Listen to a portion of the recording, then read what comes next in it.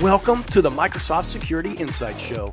The show streams live at 5 every Wednesday evening on YouTube and Twitch and streamed directly into your ear the following Monday.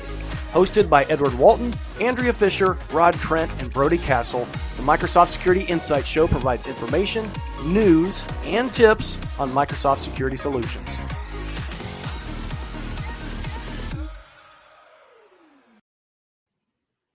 Recorded January 11th, 2023, our second recording of the new year. Good afternoon, Andrea. Good afternoon, Brody. Good afternoon, Rod. How's everyone doing? Good afternoon. Pretty good. It is 2023, by the way, so I thought we told Nathan to be ready for anything. He just left the room. There you go. No, give it. Look, he's waving. Yeah. It's fine. Did I say 2022? You said 2023, but man, you know what? I would have absolutely messed that up. I would have. Oh, I'm reading it. Same. Oh, good. I'm trying to be less shoot from the hip and be prepared, right? Seems like this is getting so official now. I don't want to be the slacker on the team, right? It's Edward. Nobody would ever say that. Come on, Edward. You're a hardworking co-founder of this very important community endeavor. We would never suggest that. What do you want, Brody? Edward, I just want to tell you and everybody, Edward sent me shoes for Christmas, and they are perfect for the climate right now. It's like hovering around zero. Got me these Gore-Tex trail running shoes of my favorite brand. They are perfect, Edward. Like, you're just killing it. You're just killing it. I don't know what we do without you. You're welcome. You'd be surprised. See, compensation drives behavior. Edward's love language is gifts. For sure. He loves to give things to people. Andrea, did you get your shoes? I did. I got 2 pairs of shoes for my nephew and 1 pair of shoes in either my size or my sister's. She and I are arm wrestling over them later. So. Oh, okay. Yeah. And I know that Rod got his because I got the UPS delivery thingy or another that said it was there or something. I did. And they actually fit a lot better. I appreciate that.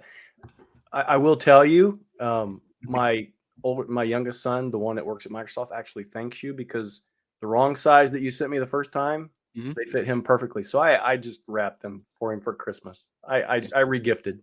Ain't nothing like regifting. Yeah, absolutely. Don't want him to just sit around. He could use them. I can't promise that he'll ever wear them because, he's of that age where, fashion matters. So. Well, the one that they're trail shoes. I think I'm gonna start running trails more this year. But they're good to cut grass in, lift weights in. I even when I do run trails, it's very rare that I use a trail shoe because with the traction, if you're tired and you forget to pick your feet up, you may kiss a tree. Oh yeah, I have been on a long run, thought I was okay, tried to make a larger step and just tripped on my face. Yep. Roll over and you jump back up. I did, looking to see if anybody was watching. Yeah, absolutely. And the people in the car slowed down. They saw me fall. I'm all right. They looked out the window. I don't know. A tree reached up and grabbed me. So my ego bruised. That's it. Yeah. Good. Good stuff. Good stuff. How's everybody's week been? Like, Andrea, what have you been working on this week? Tell us. What have I been working on? Honestly, it's been super quiet. I've had 1 meeting, but I probably shouldn't say this on a podcast in front of my bosses, but I've only had 1 customer meeting each day this week. So I have been assigning myself some work. So Mike Polito, who was on the Stat episode with me, he and I are going to start a blog this year in 2023 called the SOC Automators. And so I was busy trying to create a SOC Automator logo. So that's what I was doing at some point, maybe not during work hours today. What else did you do? You did something else super special this week. Are we talking about I wrote an article? You did on our new Substack channel. There's the link. 4 things you can do to improve your security in less than 5 minutes. That's right. It's a great providing you're using Microsoft products, of course, but hopefully people listening to this podcast are. Well, I can't tell you how important that is talking to our customers, right? And some of these conference webinar panel settings, that's the first thing they ask is, how do I get started? Because we have a large number of our customers that are tasked with this huge list of things that they need to do, projects and things like this, right? So they're managing devices, they're managing users, doing all this stuff, and security is critically important, but it's like second thought to a lot of these folks. And they're like, how can I get up? How can I make this like my resolution for 2023 to get my environment secure? Something like you wrote, Andrea, is perfect for that. Well, thank you, Ron. You're welcome. Great job, Andrea. Everybody should check that out. Also, we might also mention we have our own GitHub repo now for our visitors, our guests that have code and everything is going to be pushed out there as well. Edward's idea. Shout out to Edward. Hey, we should have our own GitHub. Well, he's a visionary. He is a visionary. Yeah, founder, a visionary. I don't know about that. Actually, it was just on my mind. I'm actually going through the GitHub Learn. Did you guys see the note I put in our Teams channel? Yep. And I signed up for it, automatically did it. So I'm learning GitHub the correct way rather than a bad way. So, and then you get a certification if you go through the Learn and take the test, and it's free. As much as I hate Teams, I did see that. Yeah. Mm-hmm. Yeah, and those tests are like, I don't know if it's really relevant if you're a Microsoft employee. The tests are $200 each, but if you link your MCP to your Microsoft, it's free anyway. But yeah, it's part of my learning that I communicated with everyone that I was going to do this year, and I said, well, I got to start somewhere. Git was on there, so I'm gonna do Git first, and I decided to scratch learning Golang from Google and just substitute more time on Python, and I started on a C++ course. Nice, Edward, going heavy dev. I like that. You got to retrain the brain a little bit. Maybe I should be saying this on the podcast with my boss. I know he's not listening, but you keep doing the same thing, and you're like, oh my God, I'm doing the same thing. And so I want to be able to sit in some of these conversations, and because a lot of times I'm starting to get questions about secure DevOps and how is Microsoft doing. And then the other thing is our product group are releasing these features, and people expect you to be the subject matter expert. Like today, they had a road mapping or something today about Defender for Kubernetes. No, it might have been Git. What they actually scan for, API embedded in Defender for DevOps. DevOps, Defender for DevOps. Yeah. And so just learning something new, trying to, That's good. Stay in love with my career. There you go. Yeah, well, I mean, like if you can outline and find some secrets or other key items through that platform, I mean, that's important that you understand that we have capabilities that are out there that could help with that, right? I mean, humans make mistakes, so. Well, it's not totally foreign to me and Andrea, because a couple of years ago, maybe 2.5 years ago, we got introduced in the DevOps, Azure DevOps by being voluntold, when we had to go back and completely do that fish hunter / modder thing.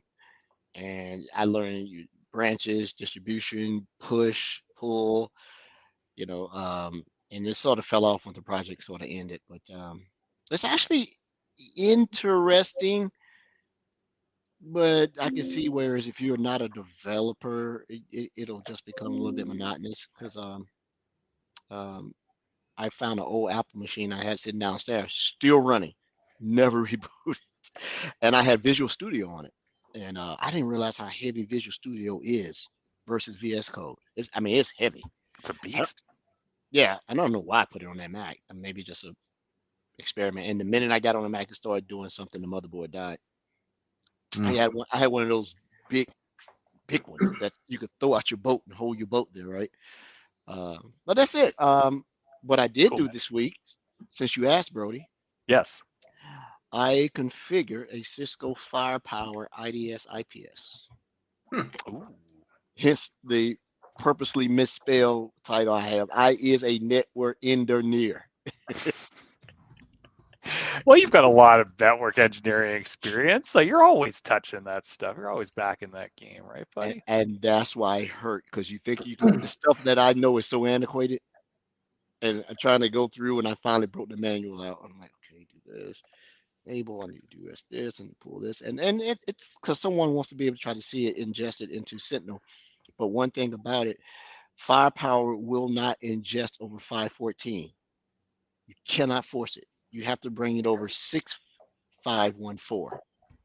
So you have to go to the Firepower Management Console, change it, and then you have to go adjust the config file on your log collector to listen for 6514, which is the encrypted UDP.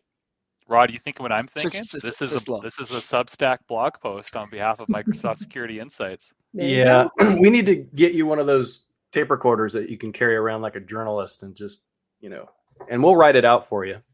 Yeah, we'll definitely do the spelling and the writing for you. Yeah, just capture your thoughts. In Denier, that's not high spot.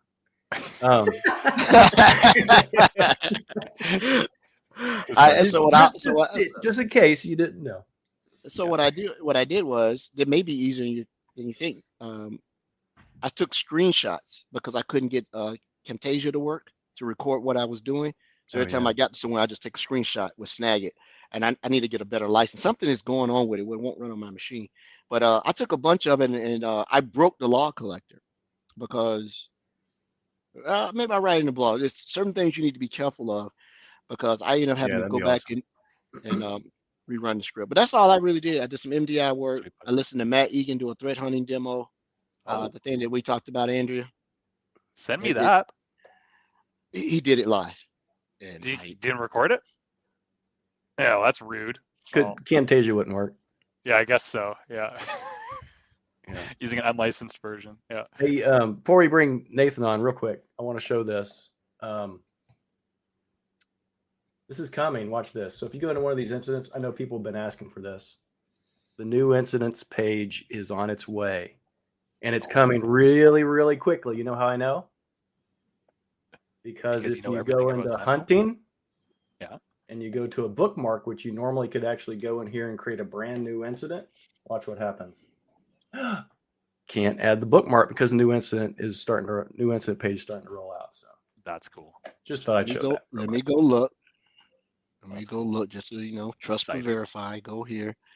Oh, Adele Vance? And by the way, this front page fiasco where it just rolled out and gave it to everybody without question. The new incidents, we're doing a new kind of rollout with this stuff. So you will have the option to go back and forth initially. So anyway. Cool.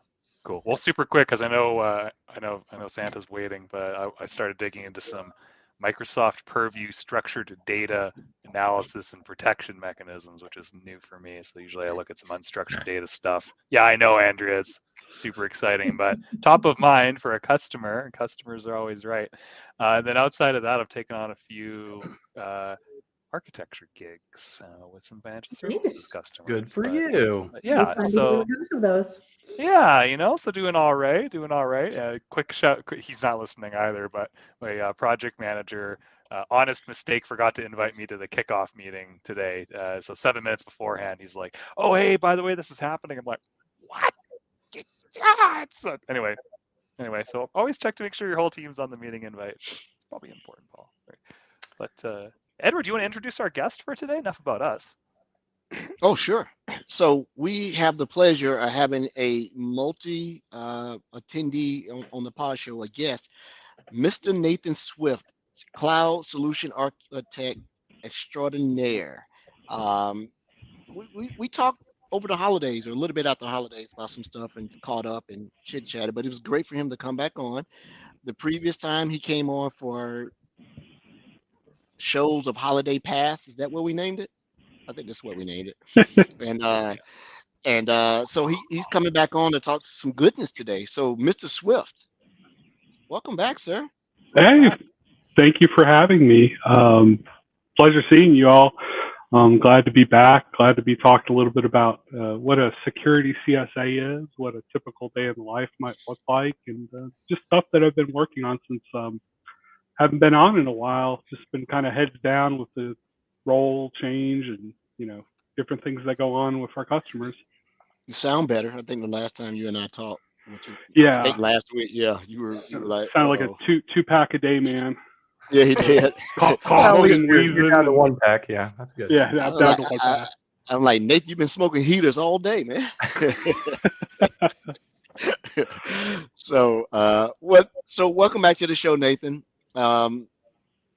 what is a CSA? At Microsoft, because I think that when I first joined, I came. What is on the as a CSA now? How about that?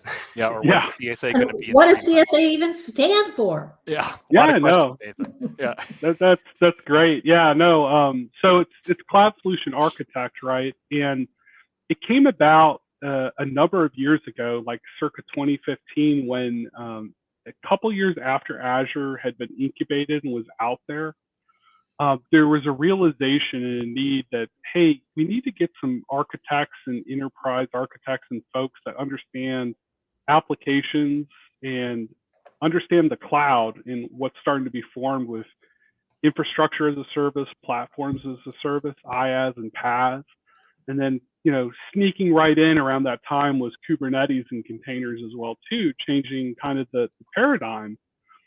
And so that's kind of what a cloud solution architect is I tend to think of it, right, as you're a Sherpa, right?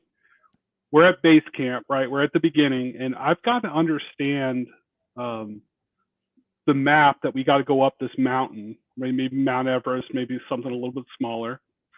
And I need to understand the minefields and the dangers that are up that path. I need to understand the product and have quite a bit of what we call tech intensity here, so that I can lead you, the customer, right, through this path to the journey that they're on, either migrating into applications of the cloud, but in my case recently, right, in the last couple of years as a security branded CSA, helping them secure Azure, helping them secure their enterprise using Microsoft Sentinel, Defender for Cloud, Defender for Endpoint, Defender for Office 365. You get a Defender, I get a Defender, everybody gets a Defender. Exactly. But seriously, that's kind of how I look at it. It's really a Sherpa and a guide. And in addition to that, right, as we start climbing that mountain, before we go, I want to kind of talk with you and do some discovery, understanding how fit you are, right? What type of supplies you've packed, right, for that journey, what type of tools you have before we go off on this journey, just to make sure it's successful and, casualty free, if you will. So that's kind of how I describe it. That's awesome. Actually, casualty free kind of reminds me of the Oregon Trail video game, right? Where you're crossing the river and you may or may not lose loved ones due to your crossing technique. So Nathan, when you work with customers and you're finding out what's in their pack, how prepared they are for their journey, what's the mix of we're ready to dive right in, unprepared, or we're overthinking it and we're over prepared? What does that look like for you? Oh, that's a great question. I would say it's 50-50 right now with our engagements this year. Literally just got off a call where a customer said, hey, January 20th, we want to completely rip and replace our antivirus with Windows Defender antivirus and MDE.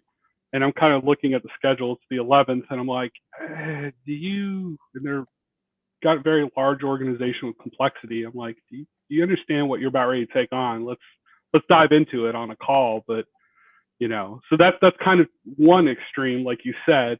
But on the other extreme, right, we do find that sometimes customers kind of have analysis paralysis. And some of the best ways to kind of just overcome that is just rolling up the sleeves and kind of deploying it in either a trial or into an area that's guided, right? Testing the features, testing the capabilities, whether it's in their non-prod environment or maybe just kind of like a sandbox environment. And so that's kind of the other extreme of the customer and sometimes how we kind of circumvent that. But either way, we always want to make sure, right, like you're aware of the risks before we go up that mountain, right? Like I said, I alluded to casualties. I want to make sure no one gets fired, right? Or there's some type of like a critical issue due to like something that could have been avoided, right?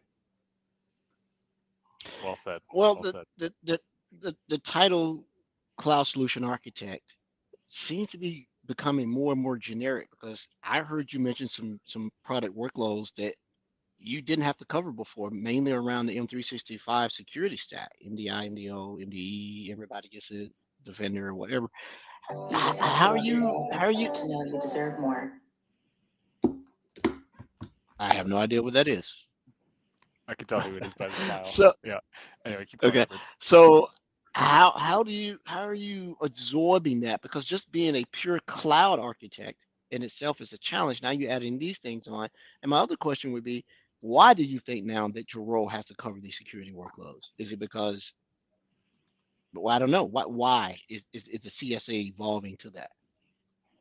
Yeah, no, that's a really great question. Kind of how I've been handling it is like through we talked, a lot of guests have probably talked about kind of growth mindset, right? So just approaching it with like, hey, there are some new opportunities to learn some stuff, to not just focus on cloud security, but the enterprise and its security holistically, using different frameworks and different technologies, and really talking more about people and process of the organization. Love it. Rather than just this particular vulnerability scan works this way and works that. We certainly need to know that, right, to help address questions. But yeah, it's that's kind of the goal there. And the reason why I think that's occurring, right, it's no secret, right? Like I think Charlie Bell came from AWS it may not be a year, but he's heading up a lot of the product there. And the products have been on a journey, right? We think back to 2015, right? Things were called ATP products at that time. And even in Azure, they were being launched as ATP products like Storage ATP and Azure Security Center.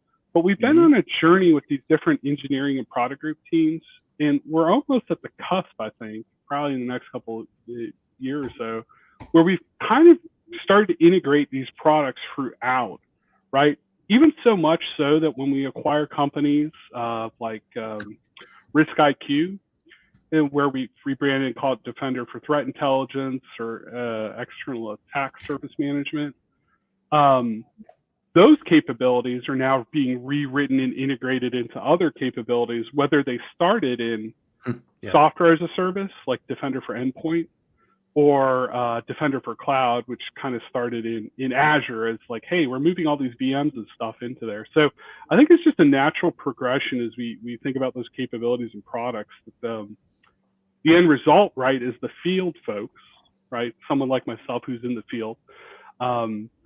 It's been said once that you're in sales if you don't actually write the code, right? Right. So even if you're in support or some other area like technical sales or where I'm at, customer success, we're in sales, right?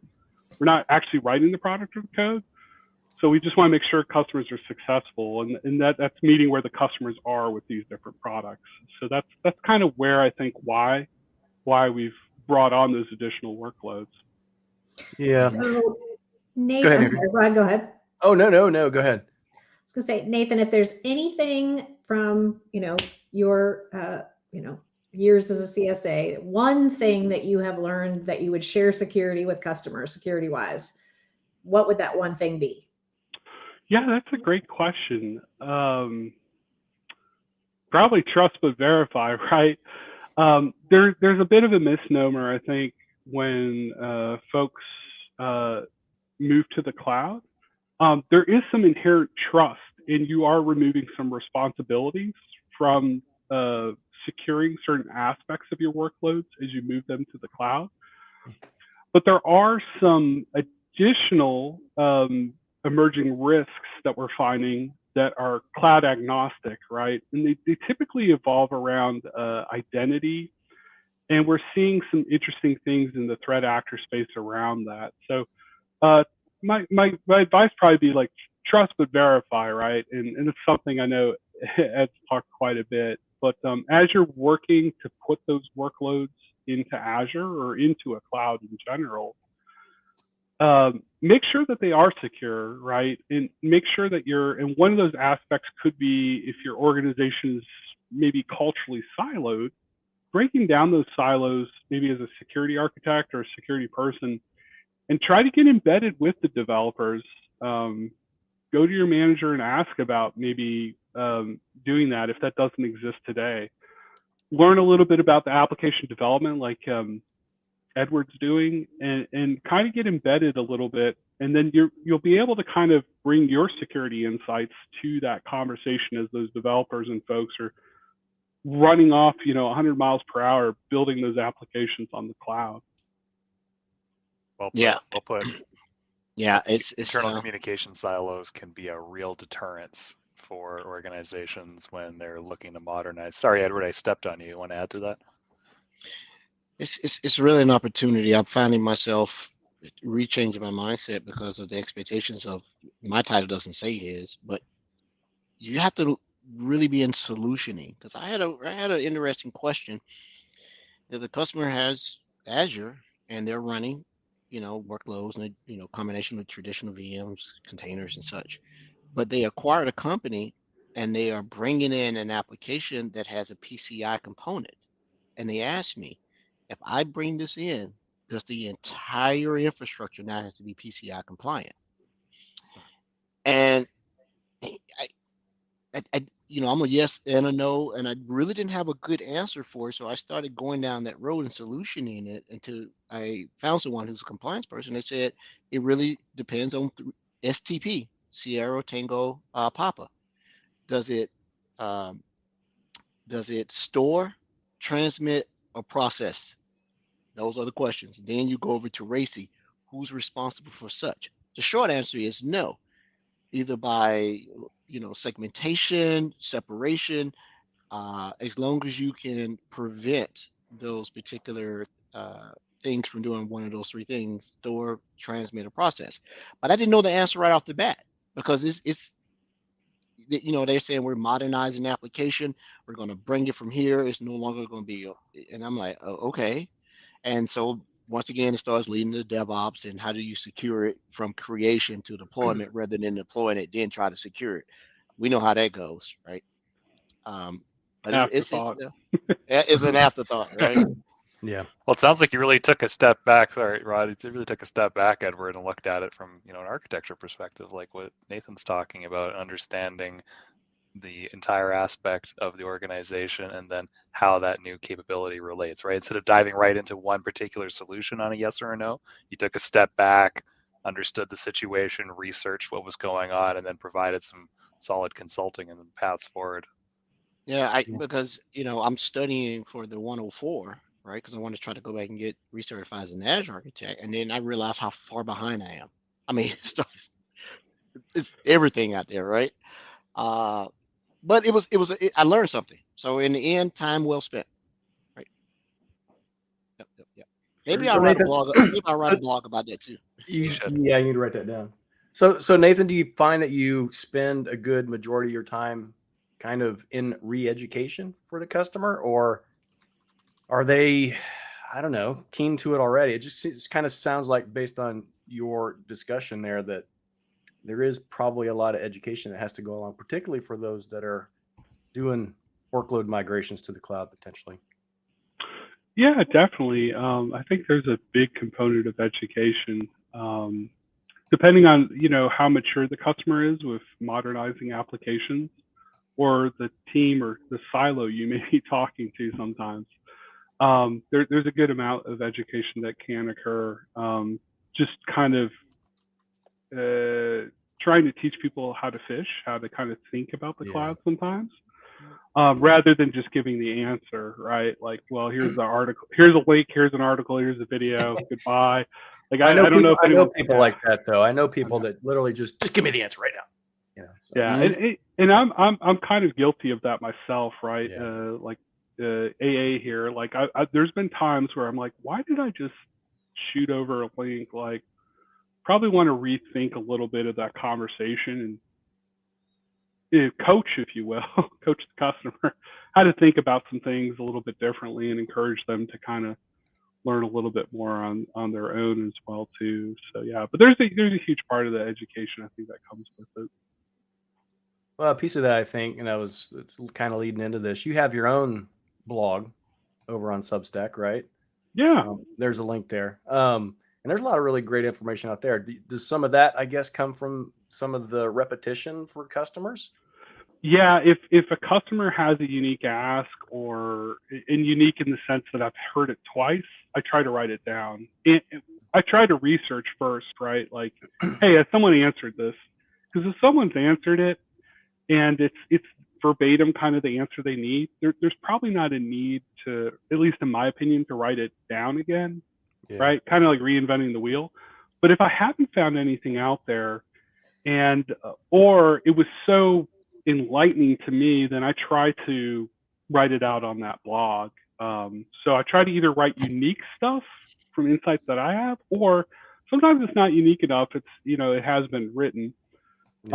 But it was just a light bulb moment. And I'm like, I really need to put that out there on the internet, because maybe someone else can have that light bulb moment or start reading it and go, aha, that's how I gotta, that's something as simple as like joining sentinel tables, right? Or in advanced hunting, joining tables, doing joins and kind of conceptualizing how that works in the KQL framework and language. So that article is like several years old, but at the time it was like, aha, someone at Microsoft was able to kind of teach that to me. I was like, I should write this down, even though it's probably out in the docs and somewhere else, because it's just that important, just to fundamentally kind of understand. Because once you can do that, right? Oh, now I can start joining tables, and the sky's the limit with what I can do with this data now. Yeah. Well, and I think you're a really great example of a person that shares knowledge, right? So I think a lot of times inherently, whether we're focused on IT or security or whatever it is, I think a lot of times we take that knowledge and we make it our own. We don't want to let go of it. We're afraid we're going to lose our position or whatever in our role. And but really, it's about sharing. I know we have a lot of listeners that sometimes just kind of need just that push. Plus, there's always room for ghostwriting for Ed. Nathan, if you want to do that. The engineer. You might as well just, if you're ghostwriting me, you might as well just write it from scratch. Save yourself some time and pain. Edward, we'll get ChatGPT to write your blogs for you, and we can just put your name on it. Nobody will know. So Nathan, you'll have to share that link. Looks like somebody's looking for that joins. If ChatGPT had to do anything for me or correct my stuff, it would turn sentient and kill all humans. It would get revenge against everybody on the planet. So Chat GPT, I wouldn't trust it. I've tried some things and the responses aren't good. So, anyway. I don't know. I tried some stuff and they were really good. Oh my goodness, Andrea's.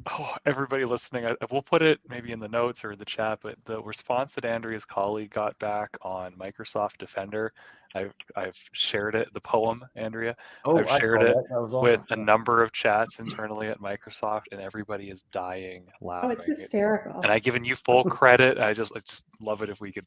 I think it's safe for public consumption. I think we could put it out there. It's a poem, right? It's certainly a poem. I just it bothers me how definitive it makes the answers, and if you go check a little bit of them, there's some of them aren't just quite. Well, you know who I immediately thought of? Former guest.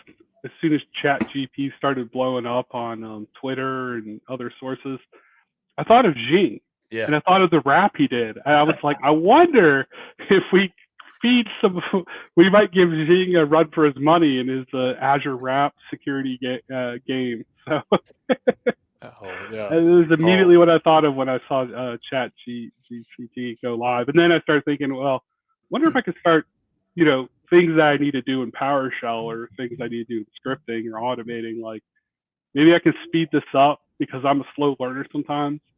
You can see the gray beard. It's like, do I really understand that concept of what I just read an article on, and I've tried and I'm getting errors, or not getting the results I want. So yeah. Cool. Hey, and if you're just listening and not watching, we're dropping a number of links on Substack, which is where basically all of our stuff is hosted. They're also in the chat, and we'll put them in the show notes as well. Exactly. It'll be in the show notes. Yeah, absolutely. So hey Nathan, like just back on the career choice, my friend. So yeah. I mean, what kind of so would you say that there's a fair amount of both soft and technical skills that you need to have in order to be a successful security CSA? I was honestly surprised when I joined Microsoft and they were doing the consulting onboarding training, and it was talking about how really it's like you can learn anything technically if you have the passion and the drive and the time. But what can really be a challenge, especially when you get in those really difficult conversations with key stakeholders, is how you manage those conversations and those expectations with the soft skills. So like, I know you have a huge technical background. Like, what does that look like for you in your career? Yeah, no, that's a really wonderful question, right, Brody? For anyone getting started in their career, or maybe mid-level in their career, starting to get into mid-level, understanding soft skills, maybe it's leadership opportunities or management opportunities you need to take advantage of. Maybe it's the way you communicate and present to your manager, and it's not effective for the manager. The manager, behind the scenes is like, he's coming to my office again, right? I joke, but I struggled with that early on in my career, and so I've been a big believer in one of my former mentors that I've had, talked a little bit about it, right? To your point, you can train a lot of stuff to technical level, especially if you're passionate about it. If you have that passion, you curiosity and learning, you can learn the technical stuff. It's really the EQ, the emotional intelligence, the soft skills that take time to kind of work.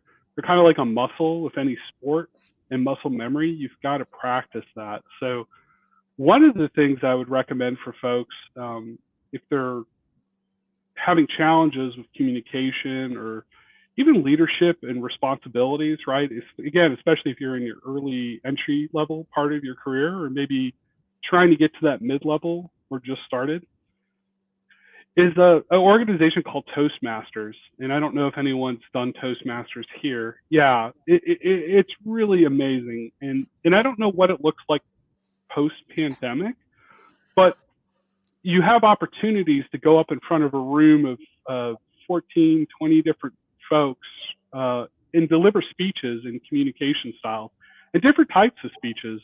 They might be informational speeches. They might be speeches on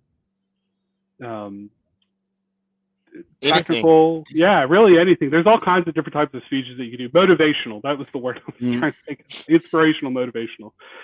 And you'll get then very good constructive feedback. And in that process, you'll learn soft skills like, hey, when I go to coach someone on my team, or I go coach someone or give feedback to someone else later in my career, I want to start with a grow or a glow. I want to start with a glow. You've done something really, this is what I really liked.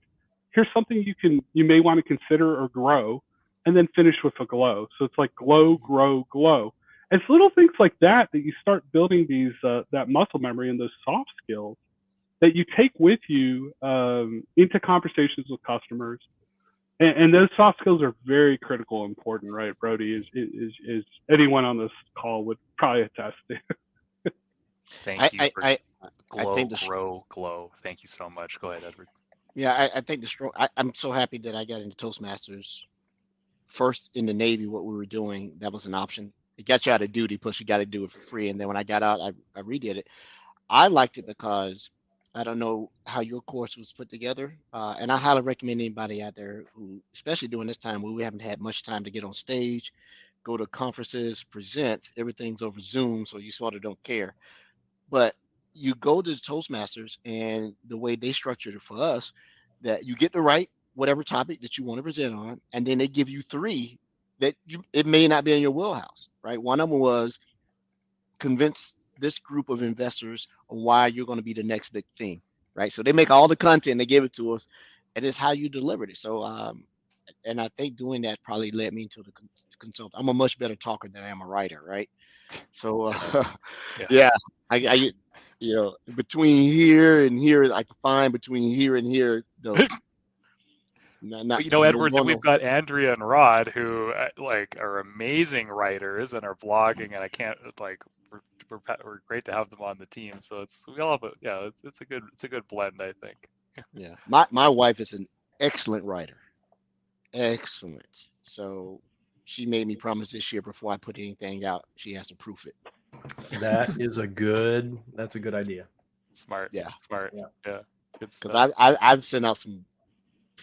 Does he have a second grade education? what is he putting out here, right? I took offense at first, but now I'm good. I'm like, yeah, you're right. This is you can't trust spell check or grammar check. It's funny you say that, Edward. My wife was we met in college and were friends for a number of years before we got married, but she double majored in history and English literature. But I would ask her from time to time, in college and even after, hey, can you proofread this? Mm-hmm. Man, like you said, just the first few times, it's like just brutal. You're like just red everywhere on that paper. And so I remember like, okay, I gotta get better, right? And so one of the books that kind of helped me out with writing was Strauss and Funk, or the Fundamentals of Writing, I believe. Strunk and White. Strauss and White, thank you. Yeah, it's been a while since I've read it, but it's a great book. I mean, it goes into like it is and it's. Like, how do you use the proper grammar? It's a lot of the stuff that we kind of take for granted that we don't think about, that we may or may not have learned in primary education or in high school. And it kind of helps the business writing a lot from a blog perspective. But I still struggle with it, like from a grammar perspective. Oh, there's still a few. I have to, still have to use Bing to search for it and figure it out. So. I tell you, I still spell check in Bing. Yeah. I tell you, that's a good tool. Grammarly, the site. It's amazing. However, it's not allowed at work. Doesn't do poems. Doesn't do poems though. It doesn't do poems. I love Grammarly, but I found out, Edward, because I got a nasty gram about trying to use some penetration tools on a separate environment from our internal team, that Grammarly is actually on the list of no-no apps because of the cloud-based analysis and capturing of whatever it is you're writing, and then it's being stored and calculated and read through somewhere.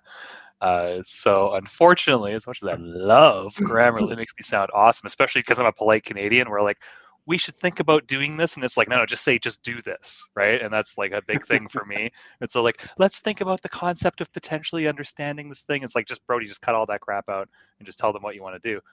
That's a big one for me. It's I can't use it. I can't use it in my day-to-day anymore. But my personal life, my wife and I love it. I think I know why, and it makes sense, because if you use that tool, and I'm writing my SEC review before I go IPO, I'm putting information in this thing. Oh, exactly. Yeah. Well, ChatGPT is the same thing, right? It is. Technically, it is. Yeah, it is.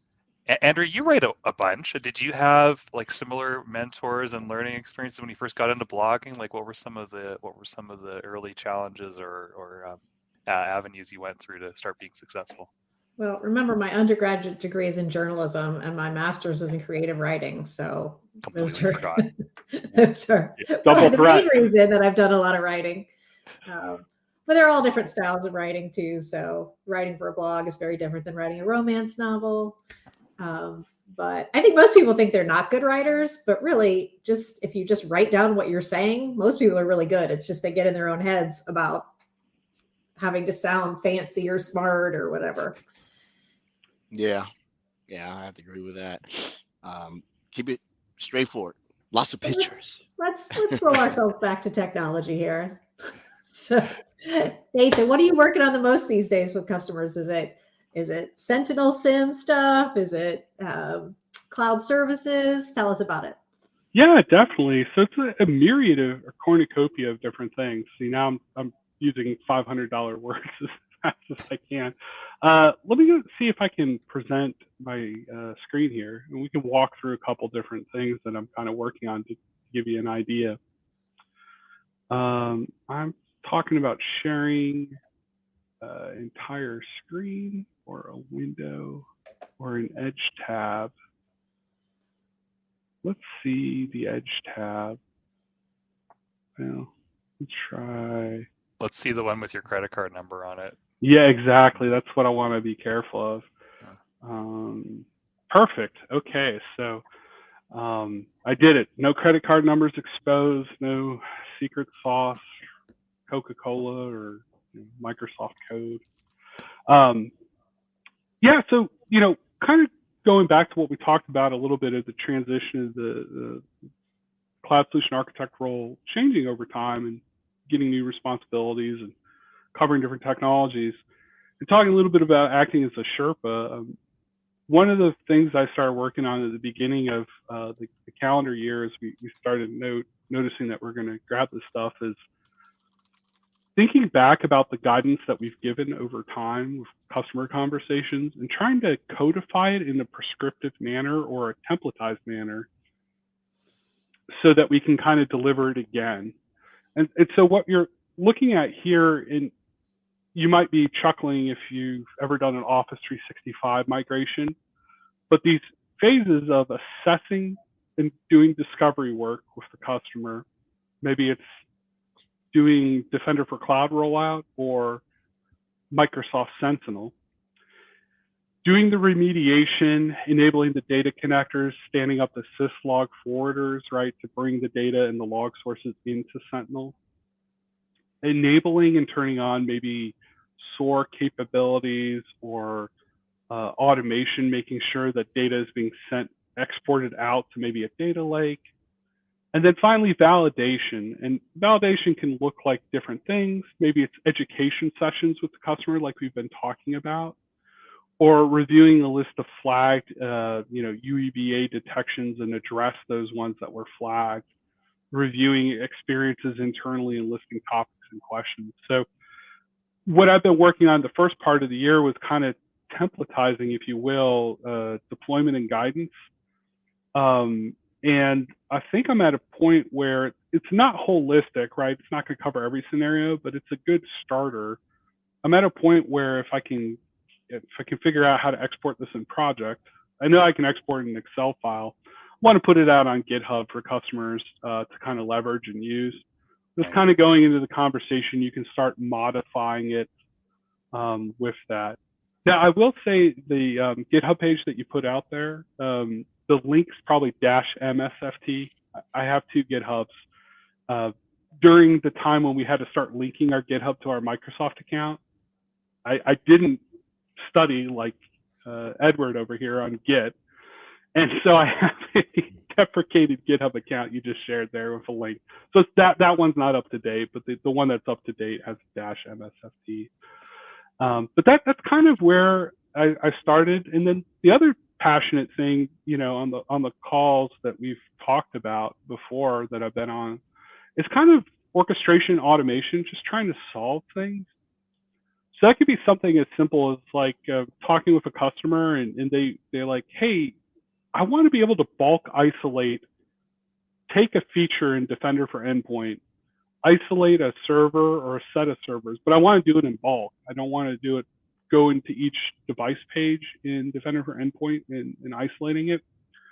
So sometimes there's these things, right? Little things that probably aren't like deal breakers, but they'd be nice to have. So what I try to do is I work with customers to automate things. So one of the things I'm trying to work on now is I had just passed my Power Platform certification. So now I have an opportunity to actually apply that to learning. You mean it's not just about writing the certs? You actually have to do something with the knowledge after?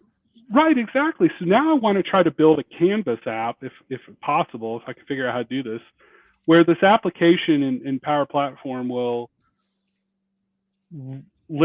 call an API, bring back the devices, allow you to select the devices that you want, and click a button to say bulk isolate, and call another API back to Defender for Endpoints API to isolate, and then just do a for each loop for the devices that were selected, pass in the machine ID to the API, which is required, and then isolate those machines. That way, if a customer wants to isolate 20 machines during a breakout period scenario of ransomware, or maybe it's to the point that it's in a development environment, but it has some data that has been classified in Purview, even in a development environment, and you're seeing security alerts fire on a couple of those development devices, and it's paired with the fact that there's a bunch of vulnerabilities that security alert is attached to, right? Like, oh, I need to lock this environment down quickly.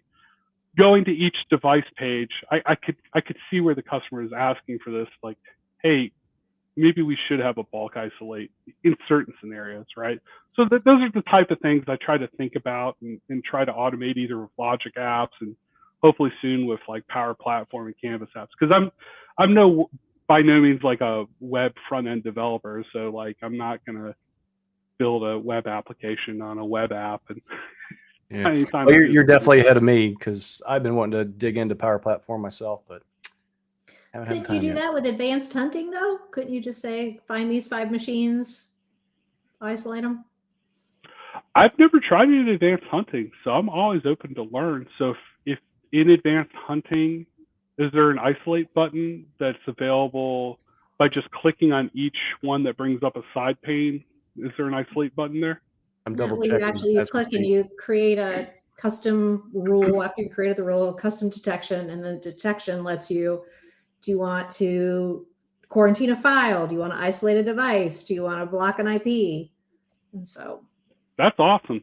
I'm always learning stuff, Andrea. Thank you for that tip. I'm always learning stuff, and I was playing around the Defender for Endpoint portal, and I couldn't for the life of me figure out like how to bulk isolate it. So naturally, where my mind goes is like, well, we go ahead and write a bunch of stuff, But sometimes it's good to ideate, right, with folks like on the call, and so I'm certainly going to be open to that because that would solve it a lot easier than going the route I'm trying to go.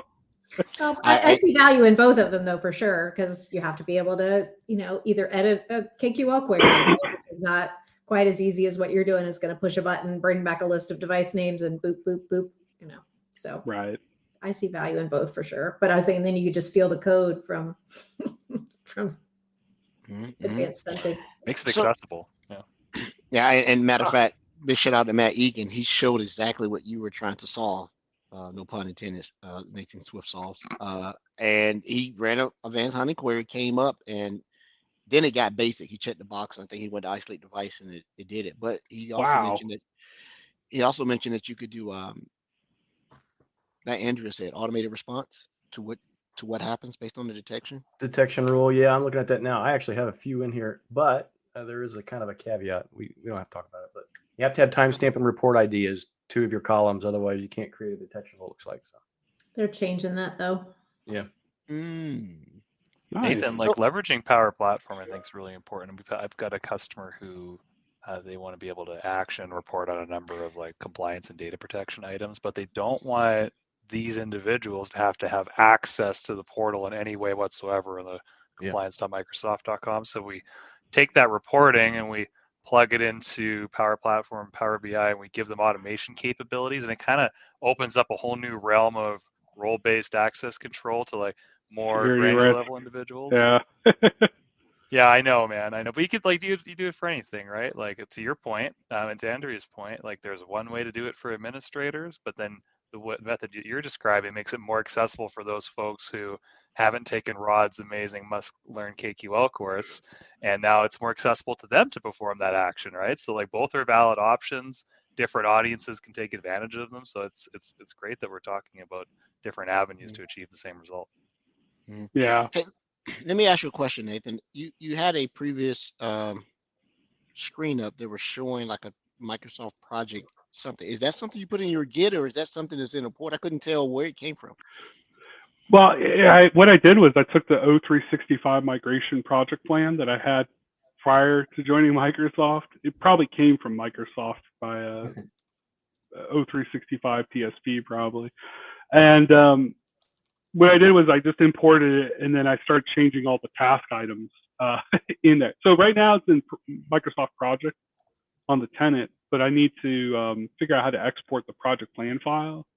I forget what type of format it comes in for Microsoft Project, and then export it as an Excel file as well, and put those out on GitHub. There's just a couple more tasks I want to include and scrub a little bit, but that would be kind of the goal. That way, if a customer, depending on what their organization size is, like they could start with almost like a starter kit, and then build based on what they need.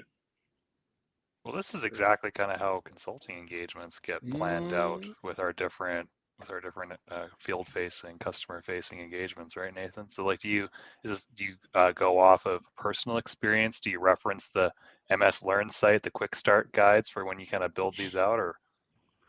Yeah, I actually just kind of go off guided experience, and then I also sprinkle in a little stuff from Microsoft Learn.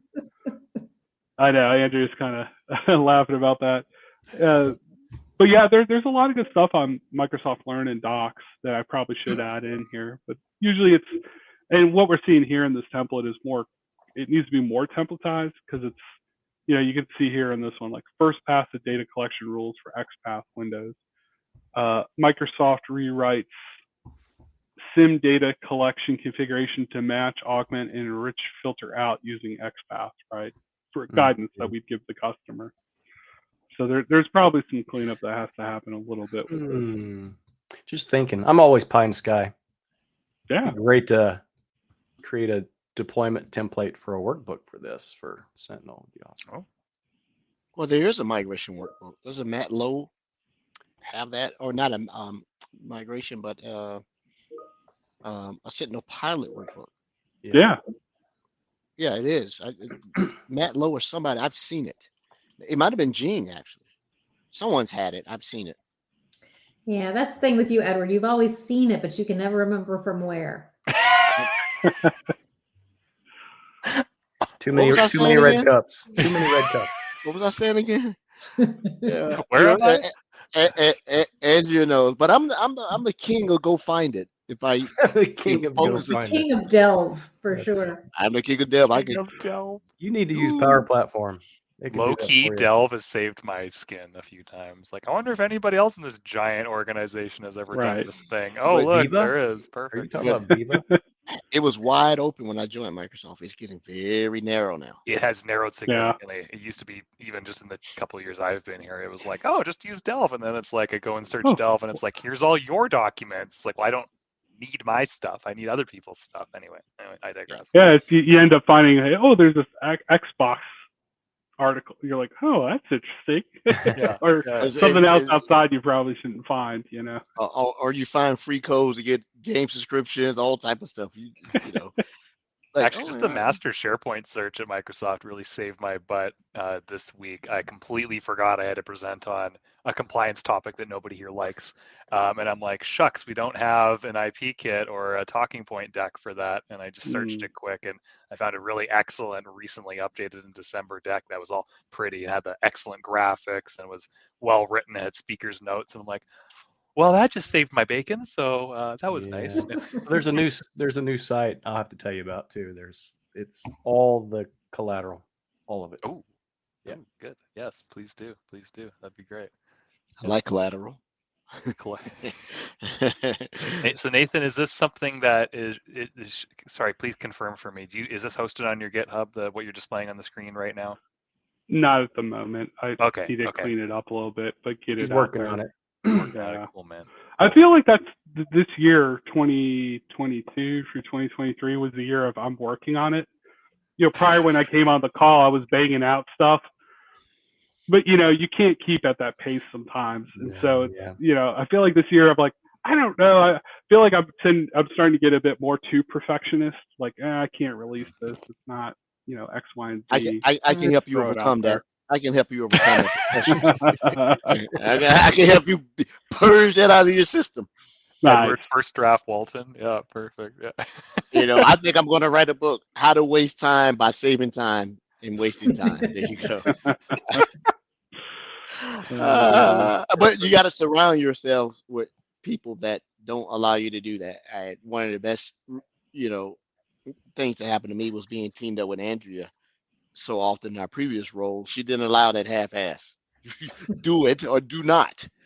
Right? So you find yourself, I better get it done, because if I don't, I'm going to hear about it.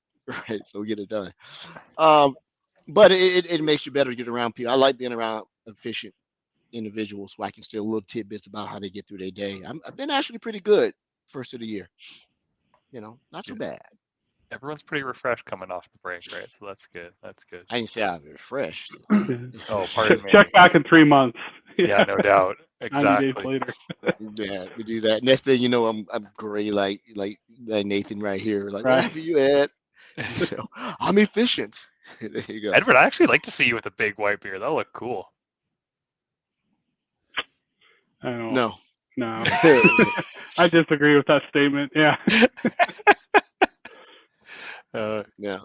Well, I'm not really killing it with anybody today. Between compliance and bad jokes, I'm basically the worst host today. So that's fine. That's fine. I'll just leave it at this, Nathan. I think the security CSA role sounds very interesting, and the work that you do and others do at Microsoft it's always unique because you're never fitting into one box. There's a lot of different avenues you can go into. Hopefully not data compliance, because who wants to work on that? But it's really interesting, and I appreciate you sharing how to get more insight and in terms of what your workload looks like and governance. Listen, do I got GRC, governance, risk, and compliance? Yeah. I'm gonna pull this up right now. Regulatory. Yeah. Let me ask a question, and I think it'll probably be answered with a upcoming guest. But I'm gonna sort of preemptively ask this question, precursor. We tend to talk about how to break into cybersecurity, right? Is that the same as a career change? If you're coming out of some type of structured educational thing and you may be tech related, or you may come out of college with something that's not tech related in your degree or your studies, and you break into cybersecurity. But what if someone is a seasoned professional who has no IT, formal background? Is that the same type of process? And we don't have to answer it here. I something you said triggered that, Nathan, and I'm wondering that's something we need to put on the show to talk about, or ask one of our guests about that. It'd be amazing if you guys could get Marcus, one of the authors from Tribe of Hackers, just for insights on that. Because that book, when I started thinking about, I wanted to transition from app modernization into security on the cloud. That was the book I picked up, Tribe of Hackers, and a couple pages on a person that got in, and that person just writes and talks about how they broke into cybersecurity, what they've learned, tips, how they stay, learning. And it's like 50 different folks right in the field covering stuff from like governance, risk, and compliance all the way to like threat intelligence and analysts. Mm-hmm. And so that might be a good guest or someone to reach out to, if they're available. But that's the book I've recommended to folks that are starting out in cybersecurity or talk about it. Say, go read this book, right? Once a day, read about a new person that's in this book. It's a couple pages, and you'll start getting an idea of what cybersecurity, what that looks like, right? Because it's a huge gambit in this field. And I feel like for a lot of folks, it's, even if you don't have a technical background, you can get into it, right? Now the opportunities are hard to find sometimes, but I'm a true believer, right? Like if you've got a lot of those soft skills, you're talking about project management, other stuff, you can get into certain areas of cybersecurity pretty easily without that technical background. And chances are, as I'm thinking about it, you might have that technical background. Maybe you started on a support desk. That's something I started on. I was a help desk analyst for 5 years, right? I was doing sysadmin work by the end of that 5th year. But all that stuff, when you're interacting, or maybe you're starting in networking, all that stuff is relevant to cybersecurity. Having those kind of even entry-level jobs where they are application development or CI/CD building DevOps and pipeline, that's relevant to cybersecurity, because anything across that gambit has to be secured, whether it's identity, data, code, right? You think about it. Yeah. That's what I call it, Nathan. Yeah. Short of Brody on the call, we've been in this a while, right? And the same learning path that I broke through, I don't think they're 100% applicable now. We came up and earned our scars, right? Not to say that you haven't, Brody. Yeah. We were losing fingers while you were stubbing your toe. In the middle of the night, we got to get this thing done. And you figure you got very creative. I got very creative on some things. Brody's the next generation, so we just have to mentor him into greatness. He's already great. He is. I know. That's the first nice thing anyone said about me all episode. Thank you. That's not. I said it under my breath earlier. You're great. So it's like, why do we apply all these controls in the end? Like, what's the big picture here, Nathan? Like, we're going through and we're securing systems and we're hardening them, and like, what are we ultimately protecting against in the end, Nathan? What are organizations dealing with the most in terms of why we apply these security controls? Like, what are bad actors after these days?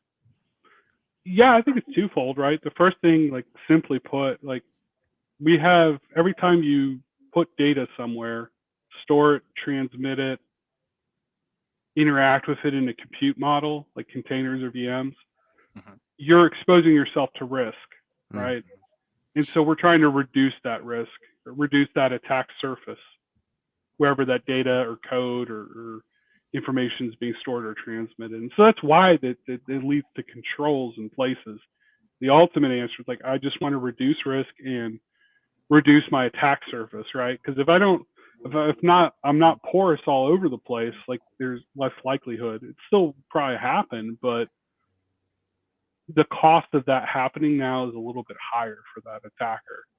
It's not, oh, I swept storage accounts or S3 buckets with your company name and found a list here, and I started sweeping that and did directory structure, and I found, hey, got some data out here exposed on the public internet, you know. So it's really just reducing those attack surfaces. I couldn't agree more. So if you're saying that we've got a number of control capabilities in place to protect entry points to the system through emails, through malicious websites, and we need to also protect the endpoints across different, servers, infrastructure, endpoints, etc. We need to protect our identities so that those bad actors can't get access to the data. Ultimately, what we're trying to protect against here is the data itself, right, Nathan? So really, data protection, compliance, and the controls are ultimately what we're trying to achieve as a part of all of these protection mechanisms. And therefore, compliance and data protection should be top of mind for everybody. And my work here is validated. Well, it's types of data, right? So there's corporate IP, but then there's also user identity data, right? So there's two different types. So, yeah. So Nathan made the point, and I'm just trying to regain some ground on some of the cool work that I've been on recently. But yeah, the ultimate, it's the data. Everyone's after the data in the end. So those folks out there listening or watching, regardless of where you fall within the overall cybersecurity mechanism, whether it's cool or not, whether it's top of mind or not, you're playing an important part, right? And everyone's digging on me, and I love it. And the stuff I do isn't necessarily always exciting. And some of the stuff that we all do in our day-to-day roles isn't great. So that's why everyone gives me a hard time about structured data compliance with the eye rolls from Andrea, and then Nathan talking about GRC. I get it, right? It can be different people have different specialties and whatnot. But and somebody has to do it. It's 100% needed, right? That's just teasing, but compliance is just as important as security. You're like the not as you're like the accountant, the company accountant. Exactly. That, nobody wants to do accounting, but it has to be done. Someone's got to do it. Those security compliance guys are nothing more than process pushers. That's what they're doing. Pushing process, right? Which is, hey, in certain industries, that's the thing. The process is going to probably, if done correctly, is going to outpower tech. Right? Mortgage, insurance companies, they're very process heavy. And pharmaceuticals and legal. It's a process, right? It's you have to have a mindset for it. I sort of went down that road because I cut my teeth on MCAS, which is all about looking at user activity, data usage, transmission, breaking processes and stuff like that, especially inside the portal where it would list whether the site was PCI, HIPAA, SOC 3, GLB. But it's a heavy. It is heavy. It is heavy. And honestly, when you're on the outside, like Nathan was describing, help desk, sysadmin, you want to break into security. Oh, it's the guys in the hoodies, and they're live breaking in, and they're and that's security. And then you start to understand the whole wide breadth of cybersecurity as an industry and the different elements of it. There's elements of cybersecurity that are not technology related at all. And actually at a B-Sides conference recently, a few major folks in the province of Alberta brought up that, what really they're trying to see is cybersecurity being brought to as its own discipline, outside of IT. It's not really IT anymore. We are using technology to enable a lot of these things, but it's really a lot around risk, mitigation, posture, that type of aspect. And so it's its own discipline now. While it came from a technology-centric background, I mean, originally it was locking file cabinets, right, and things of that nature prior to computing in the first place. Yeah, it is. But a lot of organizations are forcing their IT folks to accommodate and do more tasks, right? So yeah, I heard the best dig between what do we consider, Andrew? We threat security, and he's compliance. I forget, but I heard the best dig when someone says a threat guy will show a customer, "Hey, let me show you this portal," and a compliance guy will be, "Hey, let me show you this spreadsheet." I laughed out loud on the call. I'm like, "Oh yeah," I said, "It's so true." Let me show you this spreadsheet, and it was an old meme or something, and the spreadsheet was Archer. Was that a thing back in the day? Archer, the TV show. Oh, that's one of my favorites. From FX, yeah. Not kid friendly. Anyway, no, Archer used to be a program that it still is a big thing, but it's UI on spreadsheets. It's massive. I thought Microsoft. Is Edward the oldest one here? Maybe this is just a different generation. No, I am. Because I think I'm a couple days older than Edward. I'm older than both of you, so. Did anyone grow up fundamentally with Princess Bride as like a movie that you can quote? Oh yeah, absolutely. Okay, we're probably in the same generation then. I don't know. I think my nephew can quote Princess Bride, so that's a. Oh, interesting, Andrew. The young person here is Brody. I mean, his back hasn't been bowled over by the cynicism of, corporate America yet. He's still happy. Yeah, I go to work every day. I love it. Oh yeah, it's like that every day. Yeah, every day, absolutely. Every day I get to see all of you wonderful people. It sure is. So, Nathan, as we get ready to close out the show, I having the experience of sitting in your role. I won't say your seat, but it looks like this role is evolving, and I can't tell if there's a conversion among the roles that are identified at Microsoft between a TS, a CSA, GBB is nothing more than TS, and I'm missing one other role, maybe SSP. CE. Engineer. Yeah. It PFE, seems like they used to call. It's all just being one big thing. Does your title have a designation? Are you a CSA-D-S-T? What are you? Not that I'm aware of. I tend not to focus too much on those things at this organization. I think it's just security CSA, right? And I tend to, being in the customer success unit, I try to think in that concept. Even if I'm presented with, hey, you've got to start consulting and look at I don't want to say billable hours because we're not a consulting practice. Not yet. But regardless, I try to think about it am I making this customer successful? After the customer left this call, did I help demystify some things? Did I help educate them? Are they better off than afterwards, right? So those are the kind of criteria I try to focus on. And then the rest of the stuff just kind of comes, right? There's certainly some planning, but the role is changing a little bit from pre-technical sales into more customer success and customer delivery. Yeah, when I consulted, that was one of the things a little bit different. When I left, the customer trusts me more. My gauge of success is, did they laugh at my jokes? If they laughed at my jokes, then it has been a success. They never laugh at my jokes.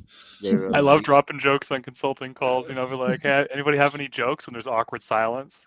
Yeah, I've got a joke about pizza, but it's too cheesy. And people came off mute. Oh yeah, that's right. That's a dad joke right there. Yeah. Dad joke. I have a colleague. Every time he jumps on a call, internally, externally, with customers, internally with Microsoft folks, partners, he immediately jumps at the chance to tell a dad joke. Every single time.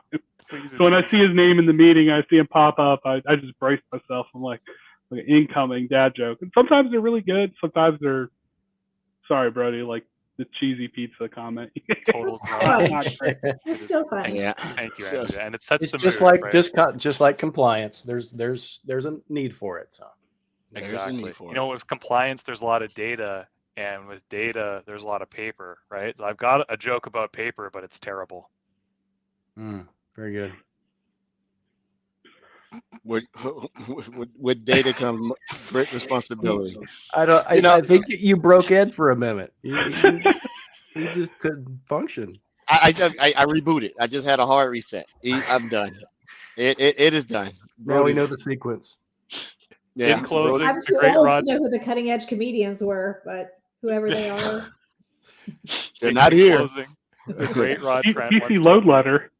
PC load letter, exactly. In closing, the great Rod Trent once told me, your title doesn't matter at Microsoft. It's what you do that really matters. And I think, Nathan, with all the convergence of the titles that Edward just brought up and how things just change all the time to keep up with demand and everything, you know, if you can have impact and you have passion for getting into this industry and being able to drive impact and value for people and help secure the planet, get involved, regardless of what your title is, right? Mm-hmm. I think it's a fair thing to close on.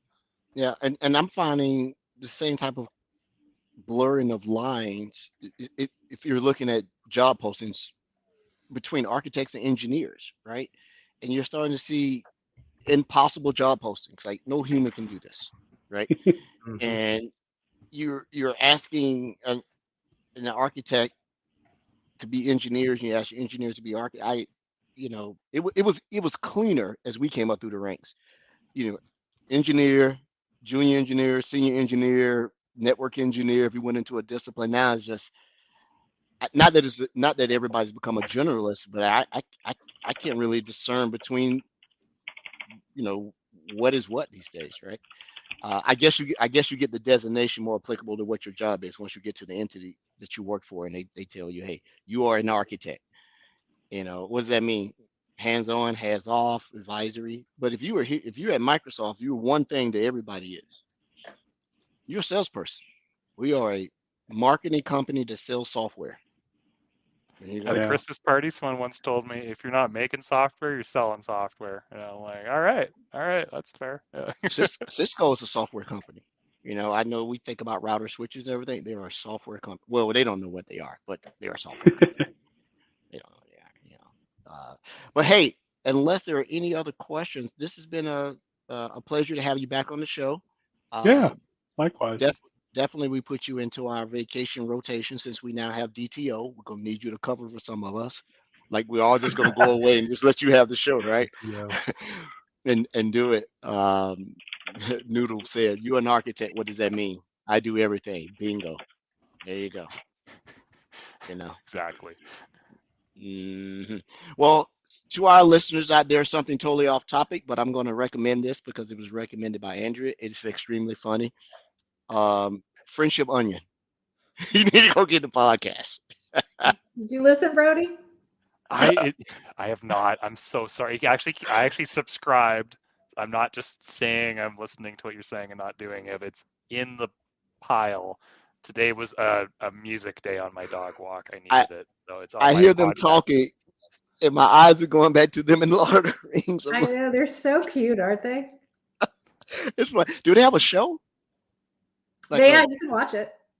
Okay, I need to go see that. It's actually entertaining. It got me through my run today, and I laughed that I didn't realize I had finished the run. So pretty good stuff. Well, thanks everyone. Exciting lineup to our listeners, supporters, subscribers with the guests that are coming up. Andrea, myself, Brody, and Rod need to go back and fix a couple things because I got a list of people with no dates since we went to the new scheduling model. They're asking. Innocent hit me up like, "Hey, when are you going to get me back on the show?" Right? And we got We're Tom. not bringing anybody back until we have new people. New people. Tell them that. Yeah. And then we got Tom Newham for part 2, and I believe we got Craig from the UK next week, and then I think we're fully into the new scheduling model. I don't have anybody else except for Ed Fisher. Is he scheduled? Nice. Ed's a colleague. He's an amazing resource. Tell him to bring his dad jokes. Yeah. Is that the person you're talking about? Rod outed him. Wow. You know, he did it, Ed, not me. So everyone, stay tuned next week. Keep an eye on the show. Put your comments, questions, desires, criticisms, appraisals, praise inside our Discord. Watch us on Twitch. Substack. Watch Ed only invite people to the show that he can pronounce their name correctly. So there you go. That's it.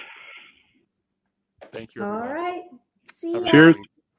Thanks, Nathan.